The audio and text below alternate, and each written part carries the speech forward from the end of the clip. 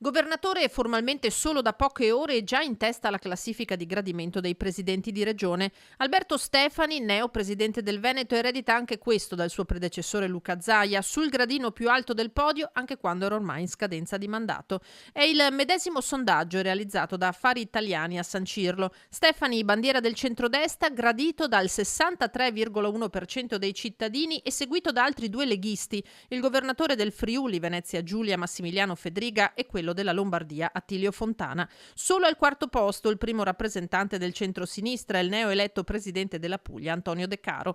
Dai cittadini una conferma ma anche un atto di fiducia nei confronti di Stefani, il più giovane presidente di regione d'Italia che ha già iniziato a compiere i primi passi. Abbiamo effettuato degli incontri anche con altri presidenti di regione, su questo mi sono mosso per quanto riguarda la Val d'Astico Nord con il presidente Fugatti. Siamo al lavoro per la giunta, che sarà una giunta di qualità e che deve dare risposte ai cittadini con grande senso di responsabilità. La prima seduta di consiglio regionale si svolgerà quasi certamente il 16 dicembre. Martedì Stefani sarà a Roma, ma solo per chiudere l'esperienza da deputato. Io vado a Roma per ovviamente concludere la mia esperienza parlamentare, adesso mi concentro a tempo pieno nell'esperienza di ovviamente Presidente della Regione. Non è previsto un confronto con la Premier Giorgia Meloni, sottolinea la composizione della giunta per la quale rimangono 8 giorni di tempo avverrà per i canali consueti. Non c'è nessun incontro con Giorgia Meloni programmato, anche perché le segreterie di partito sono altre e quindi si va ovviamente a definire